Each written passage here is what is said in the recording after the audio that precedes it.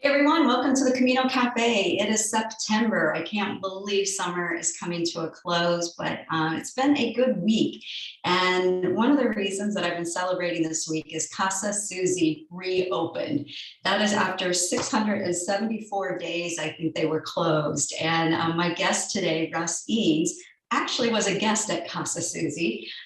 Which we're going to talk about hopefully here in a few minutes. But I just want to congratulate Susie and Furman. It is just such a relief to see them reopening and seeing the photos of pilgrims staying there right now. And the Camino is alive, everyone. Every day there have been loads of pilgrims that have been getting their compostelas, and it's just exciting to see. For me, I'm waiting on my visa. If you haven't heard already, I am trying to move to Spain for a year and maybe longer. So I'm still waiting on that. And so hopefully some big announcements will be coming up soon about that as soon as I get that in the mail. And, it's feeling good, isn't it, everyone, to see things kind of reopening, still realizing that we've got a way to go with everything and getting everyone feeling safe and the world healing, but hopefully we're on our way. So anyway, I'm very excited to have Russ here with me today. He wrote a fantastic book about his pilgrimage, The Walk of a Lifetime. And as many of you know, I've read a lot of Camino books, and I got to tell you, I think this is a wonderful book for those who are contemplating walking, as well as those that have already walked, because I think there's a lot of gems in here that would help you process after your walk and also prepare. So Russ, welcome. Thank you for coming today. Thanks for having me. I'm glad to be here. Now are you in the Shenandoah area? I'm in the Shenandoah Valley, yes. Okay, I traveled there, gosh, maybe 10 years ago. And I just want to give a little shout out for that area. It's one of the most beautiful areas of the US, I think. It really is. I feel fortunate to live here. Yeah, when you would talk about sitting out on your deck enjoying coffee in the morning, I could just really picture the forest there, just gorgeous, absolutely gorgeous. So I want to start, you walked in, it was 2018. So I always like to start the easy question, like how did you first find out about the Camino?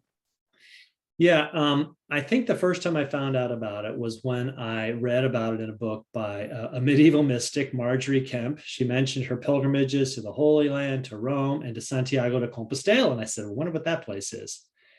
And then that was like 1998. Well, every year for the next 10 years, I would meet people who had walked, they'd walked or biked the Camino de Santiago. And so I keep thinking, what is this? What is this? And I would read more about it, and I'd say, that sounds really interesting. And then in 2008, a friend of mine, Arthur Boers, who wrote the book, The Way is Made by Walking, I was talking to him in his office at the Mennonite Seminary. And I'd known him for a long time. And he said, I told him I was really interested in this Camino. He says, I just wrote a book about it, signed the book, handed it to me, said, here you go. I read it like in weeks. And I said, that's it. I've got to do this. I've got to do this. And it's not just like go and walk some of it and then come back and walk some of it. Like I got to drop everything for 6 weeks and go walk this.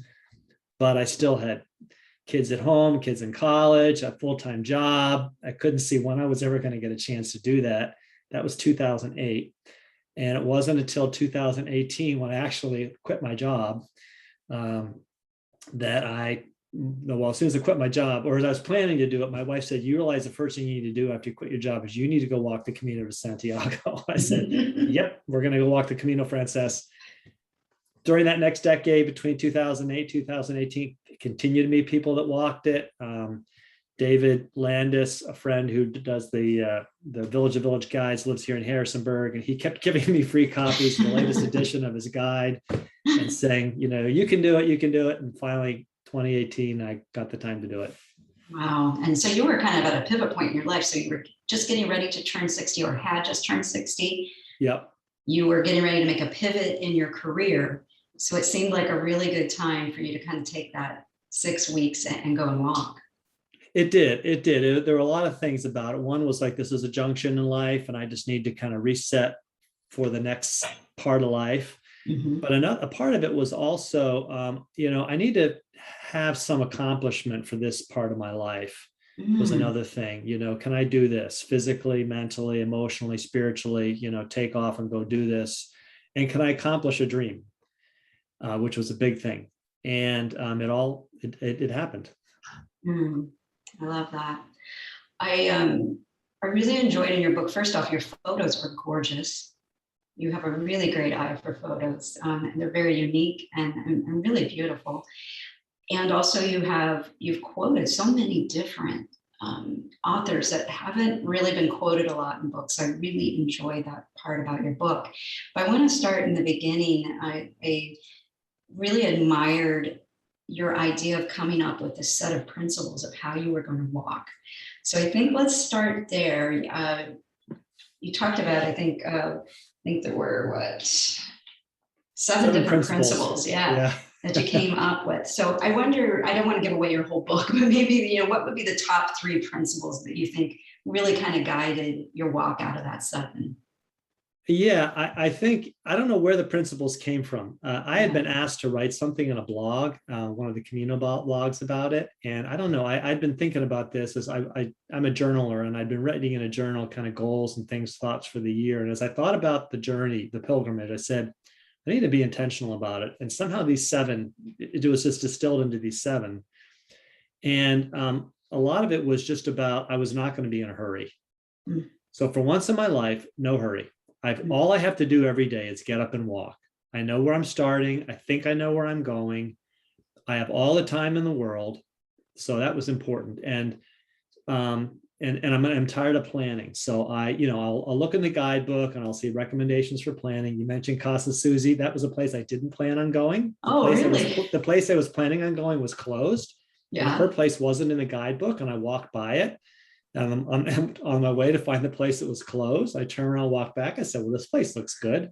Turned out to be a fabulous place. I love Susie and Furman. It was just excellent. Wow. Great. And I love the food they had. I'm a vegetarian, so it was like a vegetarian meal. Yeah. But so this idea of not being in a hurry, not planning, and just listening to God, the things I call the signs.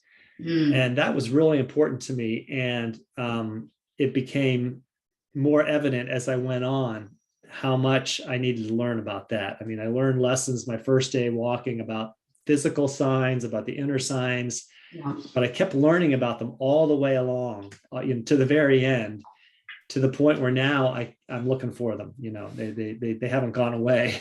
They're just different. Right. We finally see them. Yes.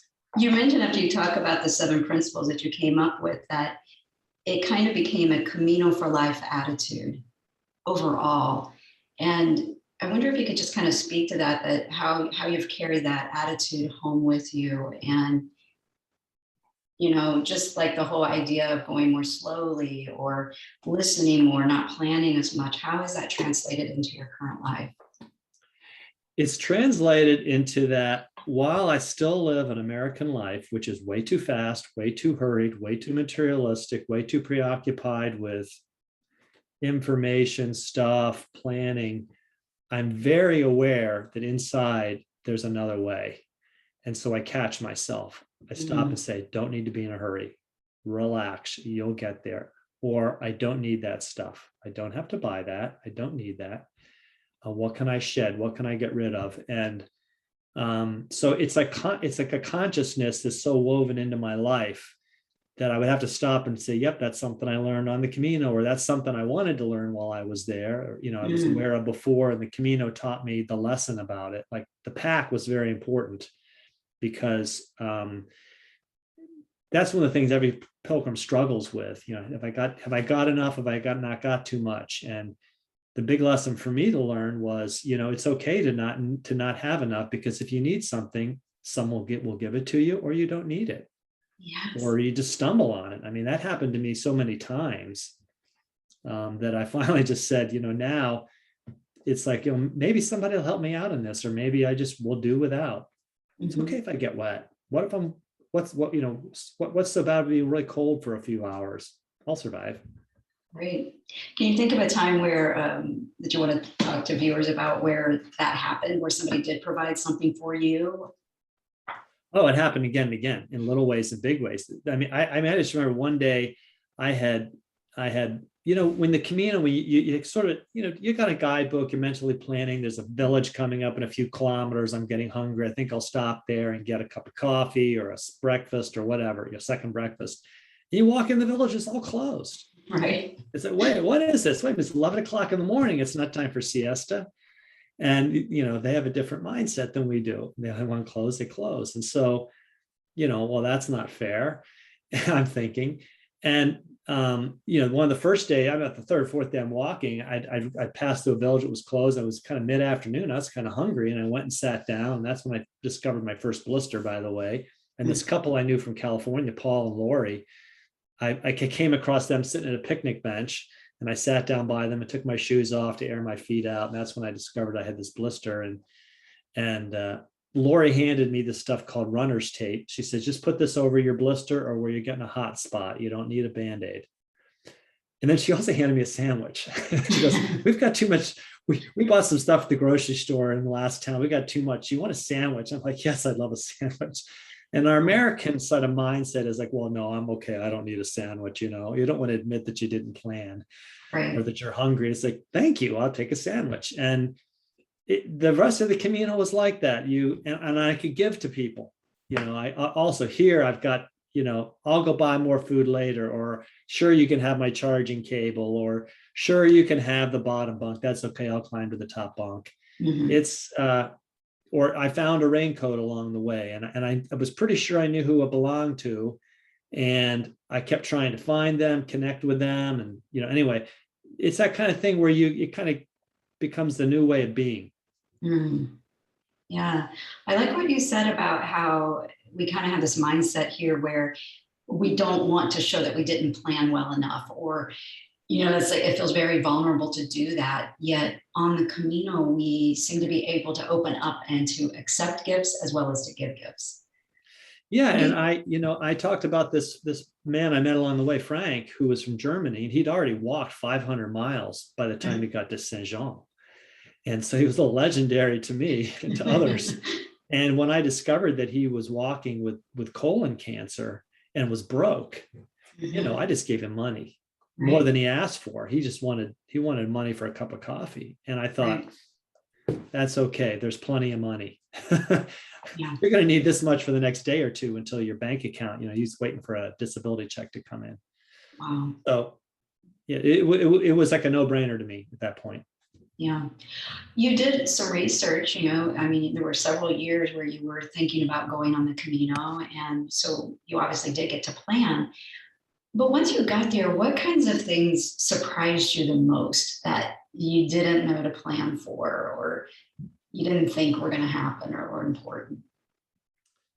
Well, that's a good question. I didn't realize how quickly and easily I would get to know other people and become friends. Not that I'm not a type of person who would do that. I just had no idea. Who will I meet along the way? How will I know them? Will they be friendly or not? Will they keep to themselves?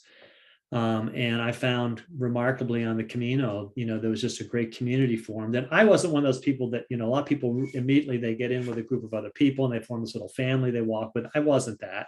Yeah. I was a solo walker, and I met a lot of solo walkers. But, I met people that there's people I met the very first night on the train station in Bayona that I saw all the way to Santiago, but they would disappear for weeks. And suddenly you walk into a cafe in the morning for coffee and they're sitting there. And I haven't, like, where have you been the last 2 weeks? And that kind of stuff, I just didn't know what happened. Yeah.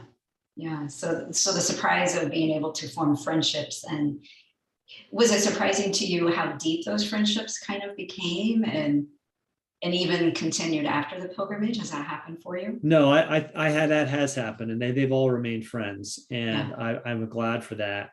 The other thing that happened along the way was I was still surprised after I'd been walking 3 or 4 weeks how deeply this sort of what I call American mistrust, maybe it's not American, this mistrust, and the story I tell about walking into Villafranca del Bierzo at the Phoenix albergue, and the guy dragging me into breakfast. And I'm like, whoa, who is this guy? Why is he grabbing my pack? Why is he pushing me? I went, But I was like, what? I mean, it wasn't scared. It was just like, it was more like it was strange. Like, why is this happening? And then he kicks open the door to the dining room, and it's full of food, and there's nobody in there but me. And he goes, he said in Spanish, I forget what he said, something that's all free, you can have it all.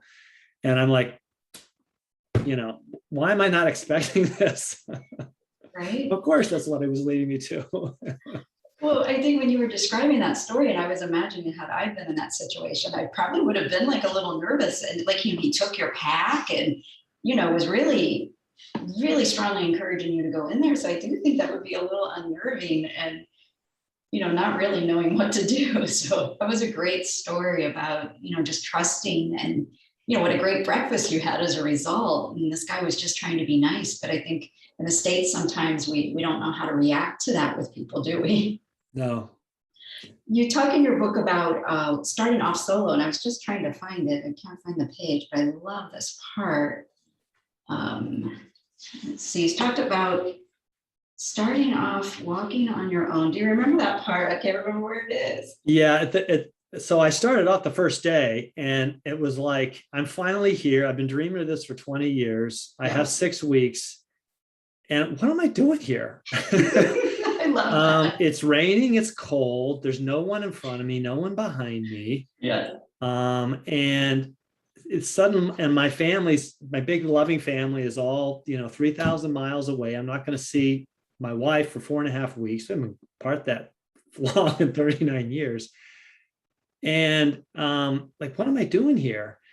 And so, but I just kept walking, and eventually, I kind of left behind that feeling and just kind of took in my surroundings. And it was early spring, so it wasn't like, this is all beautiful. The fields were very green, but there were no leaves on the trees, and it had been, and then it's slowly just the clouds lifted physically, and the rain stopped, and then my spirit got lifted, and then, looking around, the streams are gushing, and then this thought comes to me: it's a great day to be alive. Who knows where I'm going to be, what's going to happen to me. And it was like, that's so simple. That's so simple. It's a great day to be alive. Don't think about the past. Don't think about the future. You're right here, right now. It's a great moment to be alive. And like, that came to me every day for the next 4 weeks. I wake up in the morning, walk off. It's a great day to be alive. Yeah, great day to be alive. I love that part. When you have a chapter, it's chapter 7, where you say the Camino is a river. And you started off with a quote by one of my favorite authors as well, Kevin Codd, where he says, "I'm not a lone pilgrim out here. I am one part of a grand pilgrimage extending beyond the horizon and back into time." And then you go on to say, "I walked solo with a few hundred, even thousands of other people. This is what I say when I'm asked if I went on pilgrimage by myself." And I wonder if you could kind of speak to that, because I think for a lot of folks, when we tell people we're going to go on this pilgrimage and that we're going to be walking alone, people are kind of shocked and like, is that safe? What are you thinking about? What? But we don't really end up being alone. So I wonder if you can kind of talk about what you were thinking about as you were writing this and how that experience played out for you. Yeah, and that is such a common question. Did you go by yourself? Yeah. And I say I walked solo, like I said, with hundreds of other people, because you get to know people. You see them, their faces are familiar. You finally have a conversation with them. You discover things about them. And to me, it was great because I could be part of this community, but I could also break off and have lots of solitude. And the solitude meant so much to me. And like, I think about how my head just cleared up, but it didn't happen in a day. It didn't happen in 2 days. I think I'd been walking almost 2 weeks before it dawned on it. Probably in retrospect, it dawned on me the moment when my head was just like kind of totally clear. But it was that solitude. But it's a great thing because it's a unique experience. I haven't walked the Appalachian Trail. I understand there are some aspects to that are similar. Except you don't get trail names on the Camino. At least I'm not aware of people getting trail names. Right. But it's the best of both worlds for me. Being solo, I could have that community and I could also have that solitude, and it was a unique experience. Yeah, I felt exactly the same way. So I would have periods of time where I'd work by myself and then times when I'd be more social. So it was the best of both worlds. And as an adult, I don't think I've really been involved in an activity, maybe a race like a 5K or a half marathon or something I participated in where everybody was going the same direction. We were all doing the same things, but those were short-term events.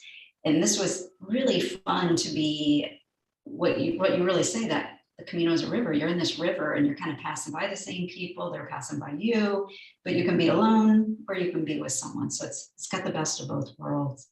Yeah. What would you say was your best day? Like if you were to say like that day, that was the essence of the Camino. Can you give us a description of where you were or what it felt like? Oh boy, that's really hard because there's so many. Yeah. There's a day that I was just thinking about this morning. I went on a bike ride this morning and I was thinking a little bit about it. And the day I left Los Santos and was walking to Atapuerca, which then after Atapuerca, I walked to Burgos, was kind of a dreary day. It started out in a drizzle and then the drizzle lifted and it was foggy. And on the way to Atapuerca, you cross over a small ridge, and I'm looking at my guidebook here to remember what it's called. There's a Villa Franca there also, and I passed through there, and you go up over this low ridge, and I walked up through it in the mist, and it was like at that moment, I think my head just really felt cleared out. I wasn't worrying. There was nothing I'd planning. There was no stuff I was going over from the past. I'd had days to do all that. And I was just totally in the moment. And the lyrics to a song came to me. So it was a Bob Dylan song, Hard Rain That's Gonna Fall. And the song is Where Have You Been, My Blue-Eyed Son? And he says, I've been on the side of 12 misty mountains. And that the word came to me that because I was walking up this little mountain ridge and it was misty. And this sense of being out on an adventure and now having time to contemplate and think about a lot of that came to me. And it just kind of like this sort of big rush of like all of the people I'd loved and appreciated in my life. I just kind of was thinking about one after another, family, friends, people I'd known in the past, people who were no longer living, people in my life at that moment. A tremendous sense of gratitude for all of it kind of washed over me. It was not a great day outwardly. I mean, it was, and I think when I got up on the top of that ridge, I'm gonna have to look for the name of it. It was raining even. There was a little snack stand up there. The name of it is, I'm pulling up my guidebook. Oh yeah, no worries. I love that. It's Montes de Oca. So up on top of the Montes de Oca, you get up there and there's like the road, there's a dirt road, which in that day was not dirt, but mud, that goes into Bellarat, goes into San Juan de Ortega, and then through Ages to Atapuerca. And it was muddy, and then it actually cleared up that afternoon. So it wasn't the greatest day, but it was sort of this moment of just being really, really, really happy and not planning ahead, not thinking behind, knowing that in a couple of days I was in Burgos. That was a wonderful day. And also the morning I left Puente La Reina and I crossed the bridge and I could see the moon ahead of me. So the moon, normally you got the sun coming up behind you and your shadow comes up, and all pilgrims know that. But you also see the moon ahead of you as it's setting. A full moon was setting. And 28 days later, after my wife and I had joined me, I think we were leaving Melita. I'm not positive that was the place, but I think that's where it was. Which is toward the end, and we set off pre-dawn, or just as it was dawning, and we were heading out on the trail out of town. And I looked up, and there was a full moon right ahead of us, and it clicked with me. I have been walking every day for a full cycle of the moon. That's all I've been doing.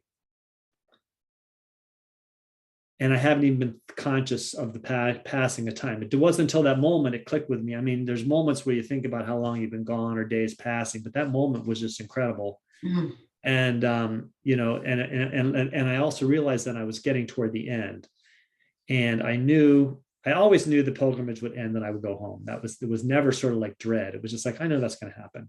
Yeah. But I could just feel this tremendous gratitude that I'd been there and on that. And I was really glad my wife could come and join me for the last week, because she got a sense of what it means to be a pilgrim.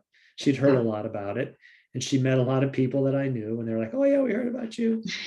And that was just a great moment and a great day. And I think that might be the day we walked to Salcedo. I'm trying to remember, which was just the most fun little village. Oh, the village where they made the little coffee that had they made the coffee, and the hospitalero was just a riot, and it was just a fun place. You called it something about like the village that where people forgot to be unhappy. Yeah, it was like no one could be unhappy in that village. And they made those coffees with your image on it. Yeah, the guy was making café con leche with people's faces on it. And the night before, we'd stayed in this really nice albergue where the hospitalero was just a cut up. But then also we had stopped at a restaurant before we got into town, about 1 kilometer away from town, and had a meal. And the people running the restaurant were just a riot, and they did the quimeta for us, where they put coffee beans in the brandy or whatever it is, and they light it on fire, or whiskey, which I read about it later. And I just cracked up when I thought about it, but they were just enjoying it. That was a fun village. That was just a great day. Your description of all of that, I could definitely feel it. And that's one of my favorite things to do. The first time I had the Camino was in Santiago, actually. It's just a fun little ritual, and fun. It tastes great, and it's fun to watch, and it's got a lot of meaning behind it. So when you look back and you think, let's flip a little bit and say, what was the hardest day? The day where you're like, why did I do this? Did you have that kind of day, or a day where it was just like, wow, this really isn't fun today. This is hard. Oh yeah. Well, the day walking into Burgos was not a fun day. There were 2 days that were like that. One, that was because of the weather. Basically late winter decided not to go away quite so soon. It started out of work. I got up before dawn, and then started out in first light, and you walk up over a kind of a rocky ridge down into a town that's maybe 10 kilometers from Burgos. And it was snowing, and then it was raining, and then it was snowing, and it was raining. So I just got drenched, and I pulled into the first town, the cafe, and it was full of pilgrims, and everybody was dripping. And, we filled up on whatever we could that was to warm us up. And then a group of us, I set off alone. Then I ran into a group around the airport, and I was trying to figure out which way to go around the airport. And I decided to take the scenic route, which didn't matter because I couldn't see anything anyway. Right. And snowflakes the size of quarters were coming down. And I was totally drenched to the bone and cold to the bone. And I remember, and that was the least fun day of walking. Another day that was hard in a different way was the day I walked into let me get the name of the place right, Mansilla de las Muelas, which is half a day from Leon. And you can go 2 routes there. One's along the highway, and the other way is much more remote. You walk a Roman road. And I'll get the section here. It was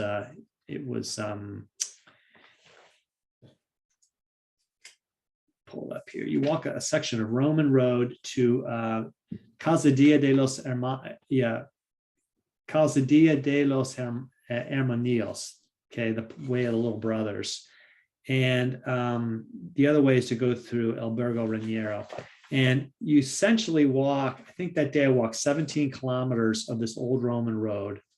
And I was in this little town of Calzadilla, and there were only 4 other pilgrims in town. 2 were staying in the albergue, which is the municipal where I was, or the donativo, and the other 2 were staying in another albergue. And I got up, everyone else was sleeping in. I got up at dawn and set out, and I didn't see, other than my first 15 minutes out, I saw a boy walking to school. And otherwise, I walked 17 kilometers, and it took me 3.5 hours. I didn't see a soul, no body, no person. and the road was straight, and it's as flat and wide open as can be. And I was, I kept thinking, I hope I'm on the right way, because I haven't seen a marker in a while. And it's really, looking back, there wasn't nowhere else I could go.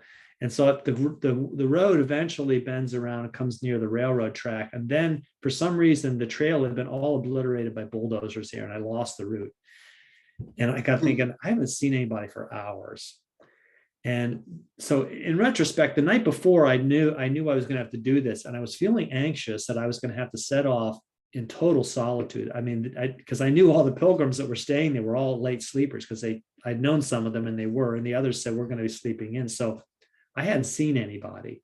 Wow. And it was just hard anticipating and walking. And finally I get into Reliegos, and that's where I met this pilgrim named Narelle. And I finally, hey, I finally see another person. And I'm like, I really want a cup of coffee now and have something else to eat, because there hadn't been much to eat in the village the night before. And so we both go look around. The village was closed. I think she finally found a market with some chocolate, and she gave me, and so I walked into Mansilla with her. Anyway, it was just a day where it was just total solitude, but also the landscape is featureless, just wide open, flat. And it was sort of a day of just nothing. And it was hard.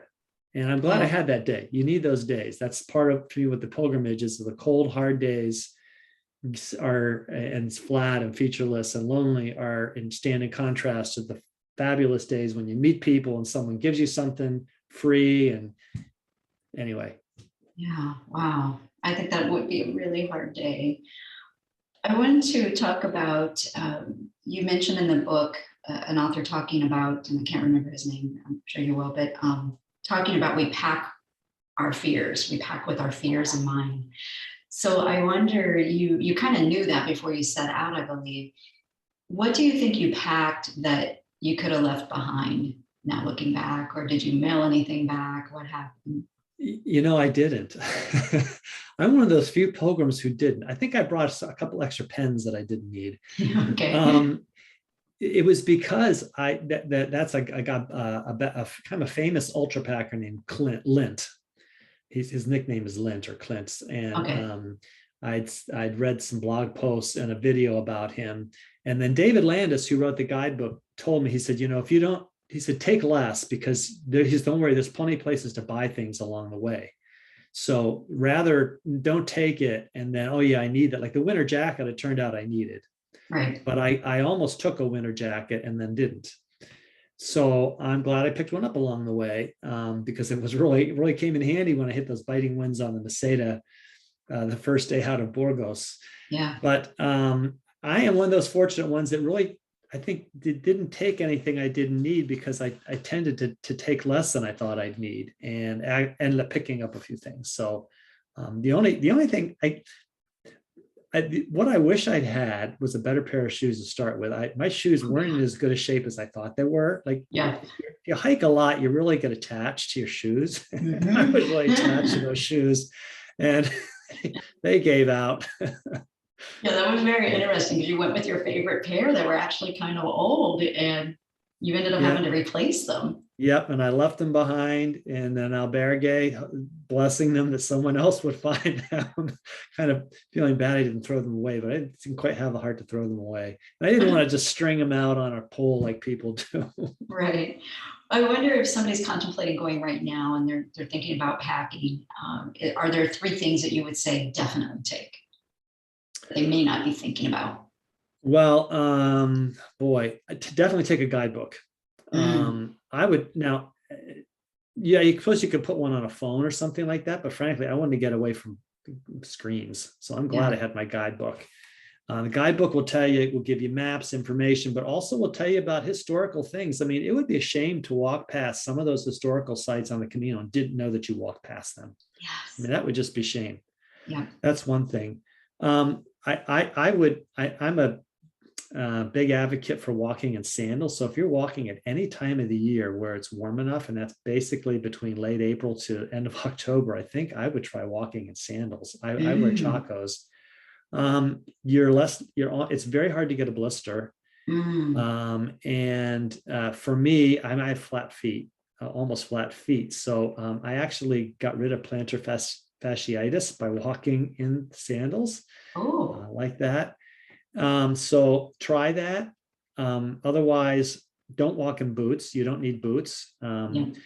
And the third thing I would say, take a really lightweight pack with less than you might think. So I limited myself by taking, I have an there's all opinions about packs, and Right. that's totally subjective, but I took a lightweight pack. The Osprey makes this Exo series, which are the ultralight.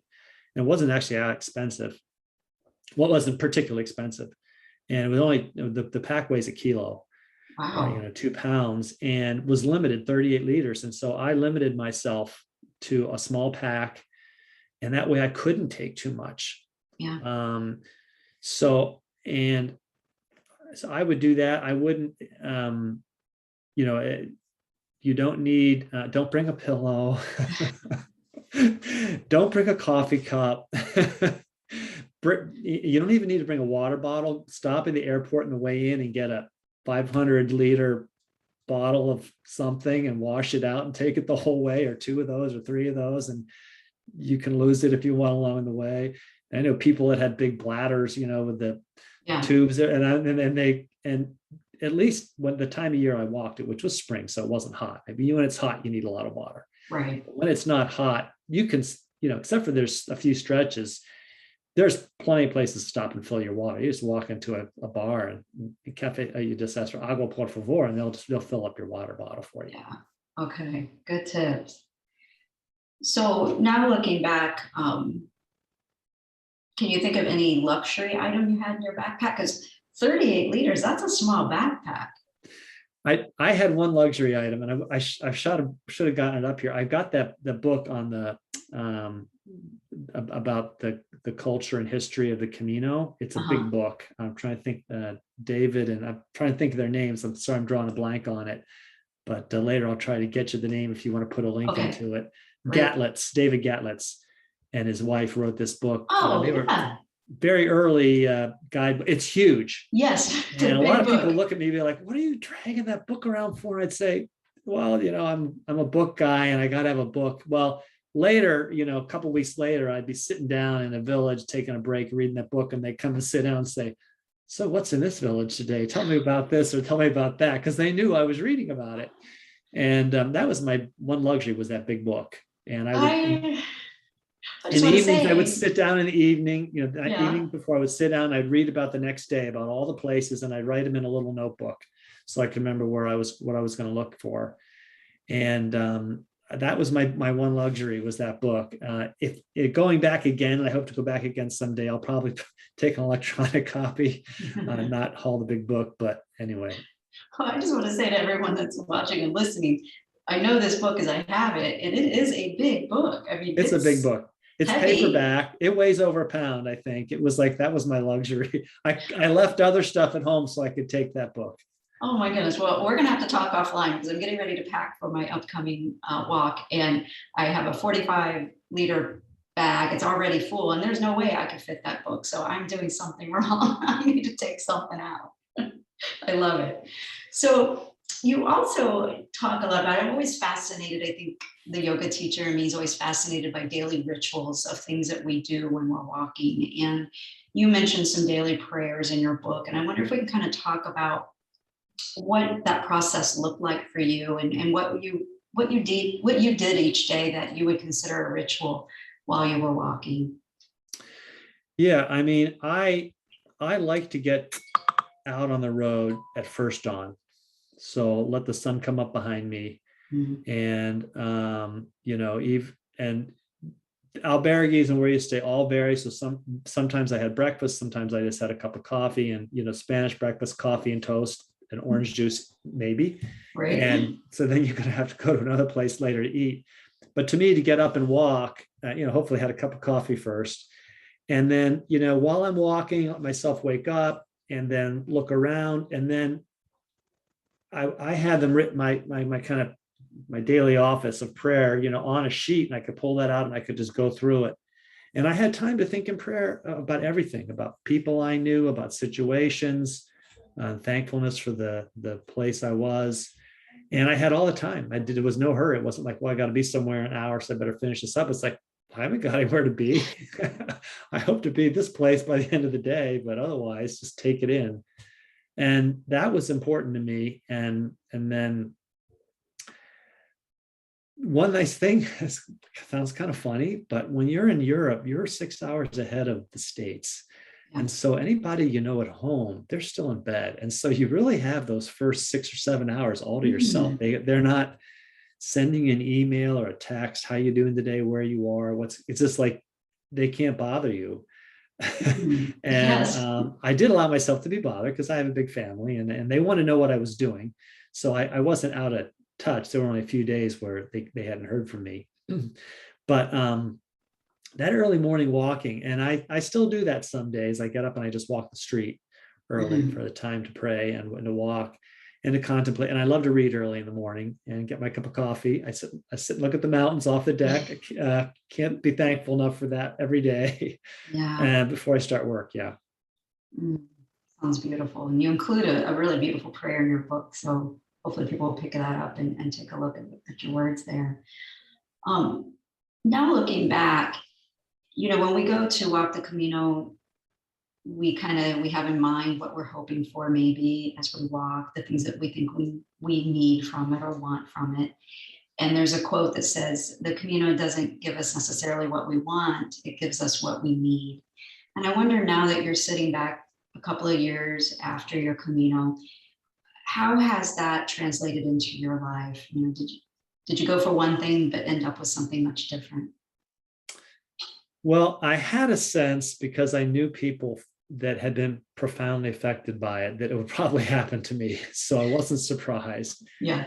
I had no idea, none of us would have predicted in 2018 that we wouldn't be back to walk it again and again or walk other routes.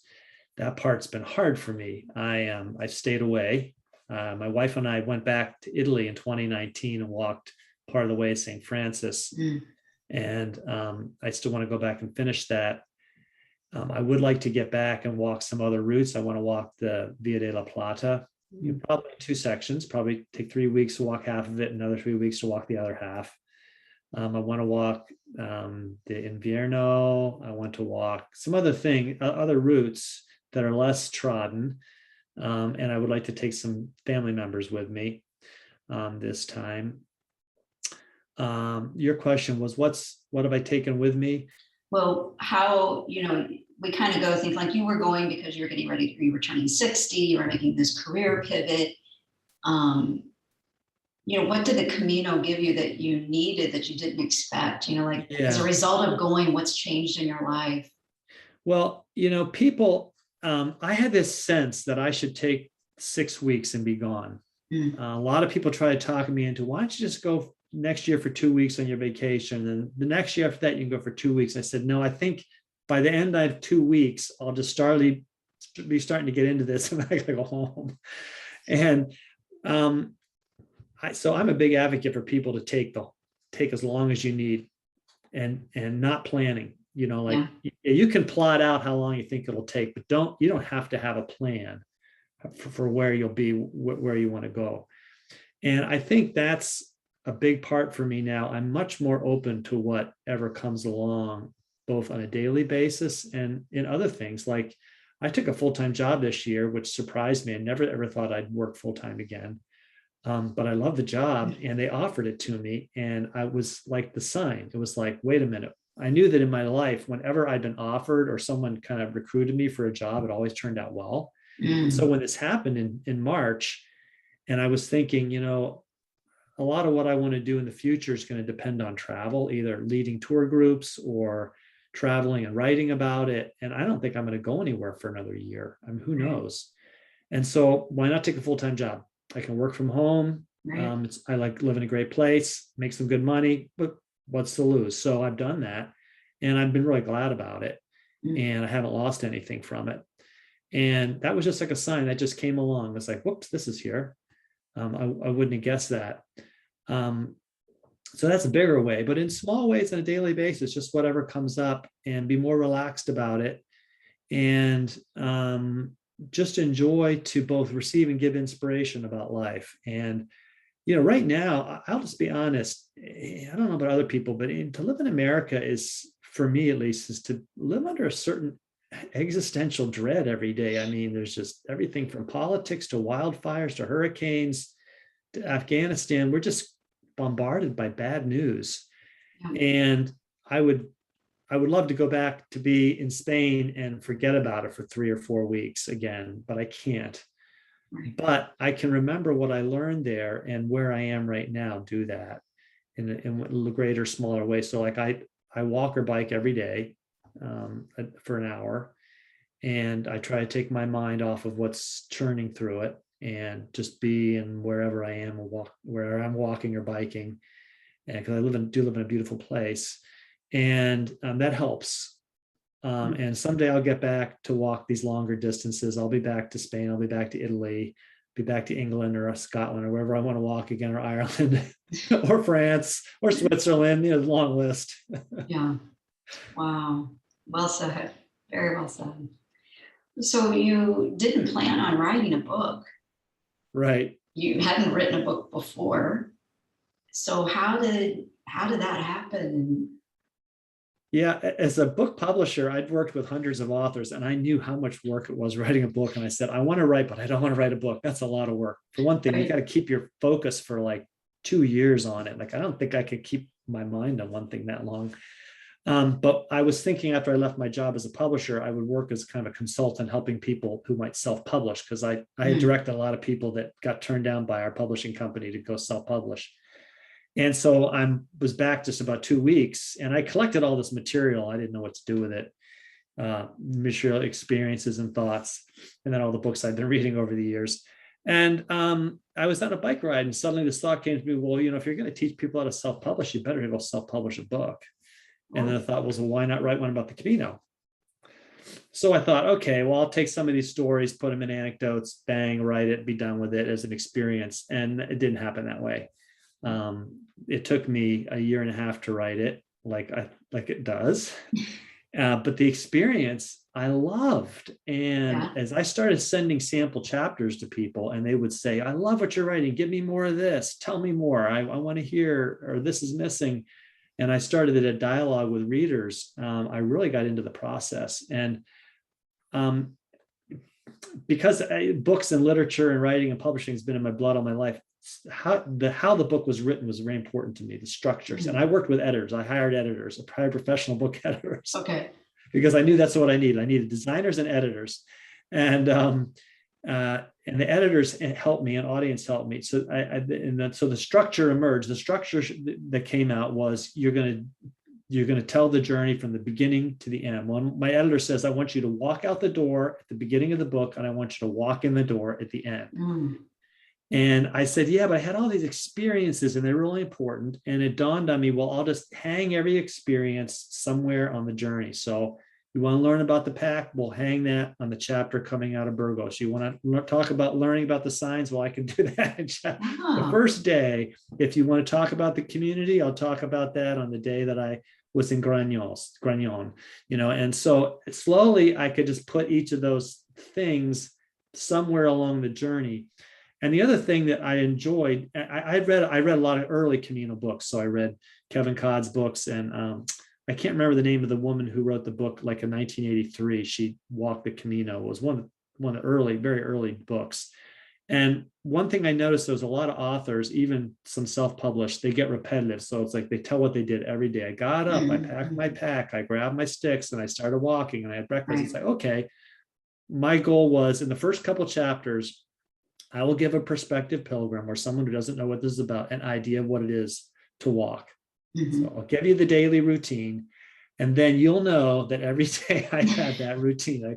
You'll know that I slept with earplugs and a mask every night because people snore. You'll know that I stopped for breakfast later in the morning, because when you walk 25 kilometers a day, 15 miles, you get to eat all you want. And so then I said, I'll start then emphasizing experiences, and I'll kind of build it up in a crescendo, because that's how it happens. And solitude was important. Well, solitude really hits you when you're in the Meseta, because there's not very much stimulation going on hour after hour. And so the structure kind of fell together. And then I had all these fascinating little conversations with people. And so I developed this device called the Camino Conversation. And I would stick those at the beginning of chapters just for fun, rather than putting them in the chapter so you could get an idea of the theme. Yes. And so that was a little fun device. I may have seen that somewhere else. I don't think I invented anything, but it was fun. And then, I would take stuff and I would restructure it and I'd put it back together and move this over here. And then chapters would come to me as I'm out biking or walking, and I'd write stuff down.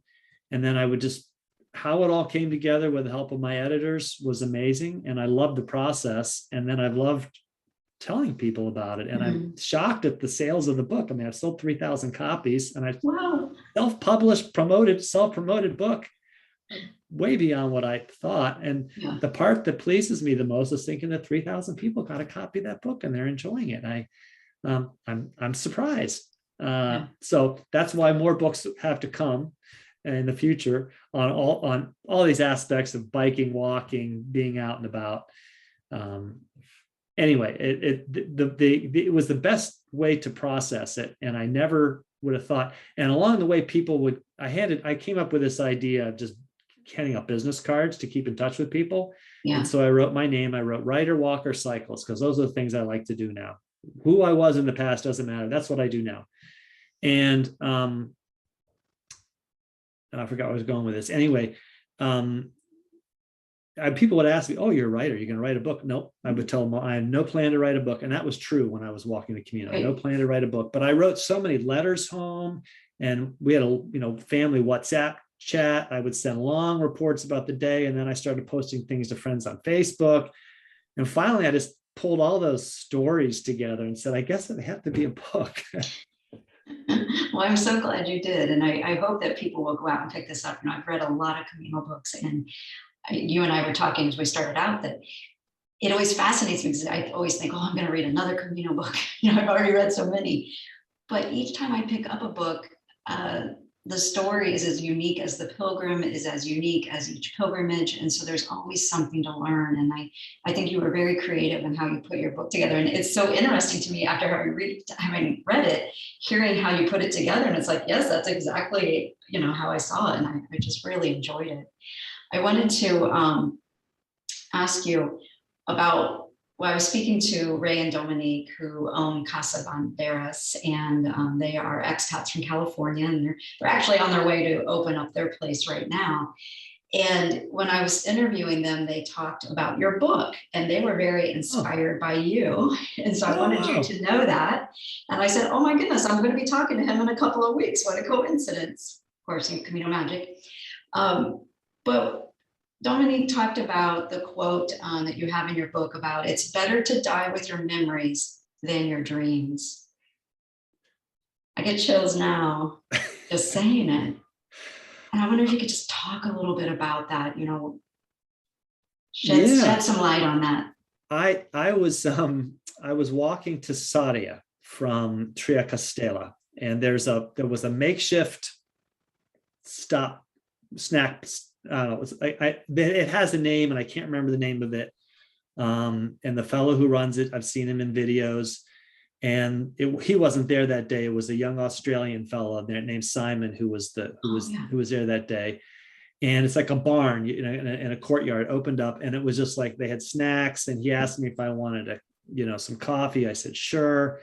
And they had people just were doing free art all over the place. And I saw that painted on a rock. And, maybe it can sound a little bit corny like Dear Abby, but at the moment I'm like, yes, I don't want to die with dreams. I just want to die with memories. And as I've gotten older, I think a lot about, what would you do with the rest of your life? And I'm less concerned about living long as I am about living well, as long as I have. And I think too many people have dreams. And I don't remember if I said it in the story, but I always had this thing. People would say, when will you retire? And my answer is, I'm never retiring, because if you retire, you will die. And it's because when I was young, I would meet people, relatives who retired, and then they died. Yes. And it's like, I'm not gonna do that. So, and why would you retire? So then I met people who would do work that they loved as long as they lived. And I would say, well, that's just what I want to do. But I think too many people have these dreams and they're never fulfilled. And that's why for me, I feel fortunate that I took that year off, because I don't think I would have had the opportunity. Like I look back and I think, I could have taken a sabbatical from my job, taken 3 months off and gone and walked the Camino de Santiago. And I know that I would have come back and I would have been so dissatisfied with my job. I would have been like, how do I come back here and sit down and start answering email? I can't do that. And so I was glad I had a year to process it. And I actually went on a 1,000-mile bike trip after I walked it. A friend and I did sort of a dream to bike. They call it end to end in the UK. It's from Land's End, which is the southwest tip of Cornwall, to the John O'Groats, which is the top of Scotland. We did it with a tour group. So I had a big year in 2018. You did. Yeah, and I also spent 2.5 weeks in Colombia before I went to the Camino with my son and daughter-in-law, my wife, in Colombia. We went to the coffee region. So I had a year of adventures. But I just feel like a lot of people just don't ever achieve their dreams. I think my father was that way. I think he had dreams he never fulfilled in his life, and so I didn't want to live that way. And yeah, I saw that on that rock that day, and I'm like, whoa. I was thinking about were you at, was it Terra Luz? Because I think there was a picture, you had a photo of Simon. Yeah, that's it. Terra Luz. That's the place. That's where I saw that on a rock. Yep. That was one of my favorite stops. There is something about the energy in that place. And you're right, they have all these great quotes on rocks. And there's just, it's a very inspiring place. It comes at just a perfect time, I think, on that stage. And I didn't know it was going to be there. I actually was debating whether to walk to Samos or not. And I decided, some people told me they want to meet me that evening in Sarria for supper. So I said, okay, I'll walk to Sarria. And it's not that far. It's maybe, I don't know, 12K or something. And I thought, I've got all day. So I took time there with him and looking around the place. Yeah, Terra Luz, that's right. Yeah. I was there a couple of hours, I think. And finally I was like, I gotta go. But I love that quote, better to die with your memories than your dreams. And it really looks to me like you are following your dreams, and it's so exciting to hear all the great things that you've done. And I know you and I were talking before we started recording that you've got a lot of books in your mind. So maybe you can tell everybody what do you think the next book is going to be? Well, I would like to complete the book on the bike ride from Pittsburgh to Washington, D.C., which is a unique rails to trails experience. I lived in that region and have loved it. It's kind of in my blood, Western Pennsylvania, for most of my life.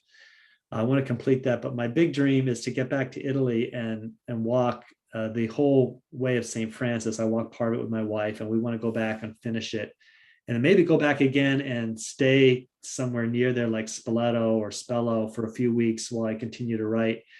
I just think that more and more people who walk the Camino need another place to think of going when they're done, and that, to me, that's a great opportunity then to go walk that route.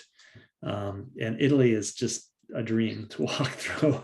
Right. And so that's my big dream, is then to do that book. And then you and I were talking about urban walking is something I kind of got into last year when we were all stuck at home with the pandemic. We couldn't go anywhere. And first thing I noticed was a lot more people out biking. And then I noticed a lot more people out walking. And I'm like, this is great. We should be walking. Just walk to the store, walk to the restaurant. Don't get in your car. But more importantly, walk your neighborhood. What is your neighborhood like? I'm fortunate to live in a street on the edge of the city, actually off a little rural highway, but it's kind of almost attached to the city behind a small university. And we all walk the street up and down because it's a dead end. It's about half a mile long, and you have to live there to be on the street. And so people walk it a lot. Everybody does, and we see each other. But so this concept of urban walking and getting to know your city, your town, wherever you live. I mean, I love to walk out in the country, don't get me wrong, but also just to walk to places. And my wife and I have sometimes talking about, let's go out for a walk one day. Let's go walk 10 miles and we'll walk 3 or 4 miles and stop and have coffee. And then we'll walk another 3 or 4 miles and stop and have a snack. And then, just kind of like you do in the Camino, in our own city. Yeah, I love how you're doing your own caminos. You're literally, and it sounds like your wife Jane has become a pilgrim herself. Yes, yes, she loves to walk and she's going to come back and walk with me. She doesn't like to be gone from home as long as I do. So there may be some times when I might be gone a little bit longer, but she does love to be gone and she loves to walk. Mm. Well, we're at our hour mark, so I know that we probably need to stop, but I just want to say thank you for sharing this book with all of us and letting us be a part of your journey, your dreams. And I know you're inspiring me. You've given me a lot of ideas. And I know that hopefully folks that have had the opportunity to hear this interview, I think they're going to be inspired by you as well. So thank you so much for coming to the Camino Cafe today. And we really look forward to seeing your next books. And thank you so much. I wanted to say that. Well, thanks for having me, Lee. Oh, you're very welcome. I'm going to close out the interview and then please stay on so you and I can say goodbye. But I just wanted to say to everybody at the Camino Cafe, thank you for listening and watching and supporting. I love all the feedback that you're giving me and ideas and the comments. Please keep those coming because it inspires me to keep doing the interviews. And please go take your walk when you're ready. I think that when you hear the stories of these pilgrims, I'm hoping that it inspires you to go and do your own Camino. So, Buen Camino, everyone.